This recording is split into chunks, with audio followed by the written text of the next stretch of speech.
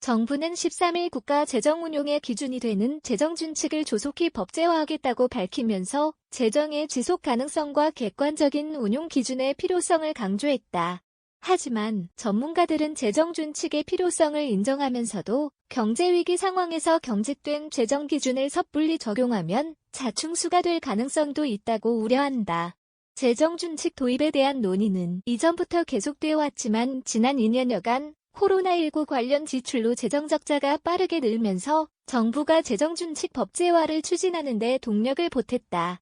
2017년 660조 원 수준이던 국가채무는 올해 1000조 원을 넘길 것으로 전망된다. 전문가들은 섣부른 재정준칙 도입으로 인한 재정 운용의 경직성을 우려하고 있다.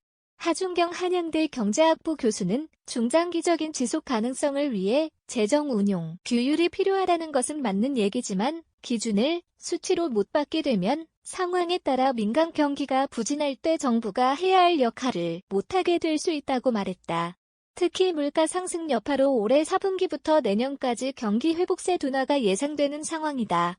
김유찬 홍익대 경영학과 교수, 전 조세 재정연구원장은 당장 내년부터 에너지 위기와 인플레이션 위기가 겹쳐 소득 하위 계층이나 중소기업 등에 대한 정부의 지원이 필요한 상황이 발생할 것이라며 감세는 해놓고 재정준칙을 통해 지출은 늘리지 않겠다고 하는 것은 정부가 스스로 아무것도 안 하겠다고 말하는 것이라고 말했다. 정부는 전시나 국가 비상사태, 대규모 금융위기나 코로나19 위기 등 재난 상황에서는 재정준칙을 적용하지 않도록 유연하게 대처할 수 있다는 입장이다. 하지만 과거 추가 경정예산 편성 등을 놓고 여야 합의가 쉽게 이뤄지지 않았다는 점에서 적시에 작동하기는 어려울 것이란 분석이 나온다.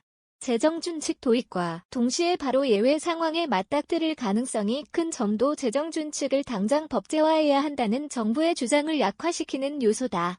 김 교수는 예외 규정은 상황마다 이것이 예외 상황이 맞느냐를 놓고 여야가 싸우는 정쟁의 도구로만 쓰일 가능성이 높다며 지금은 재정준칙을 도입할 시기가 아니다라고 말했다. 정부가 제시하는 재정준칙의 수치 기준이 재정 건전성을 객관적으로 설명하기 어렵다는 점도 문제로 지적된다. 3%의 재정적자 비율과 60%의 부채 비율은 유럽연합, EU의 경제통합 조건 등을 합의한 30년 전 마스트리흐트 조약에서 가져왔다. EU는 발족 당시인 1993년 국가별로 이 같은 재정 운용 기준을 각각 지키기로 합의한 바 있다. 그러나 이 같은 기준은 이미 사문화된 지 오래다. 유럽 재정위기와 코로나19를 겪으면서 대부분의 유럽 국가들은 이 기준을 넘어섰다. 여소야대 정국에서 재정의 적극적인 역할을 강조하는 야당의 반대를 넘기 어렵다는 점은 재정준칙 법제화의 현실적인 장벽이다. 국회 과반 의석을 차지하고 있는 더불어민주당은 과거 여당 시절 문재인 정부가 내놓았던 재정준칙 방안에 대해서도 비판적인 태도를 보였다. 이창준 기자 지창의 평.com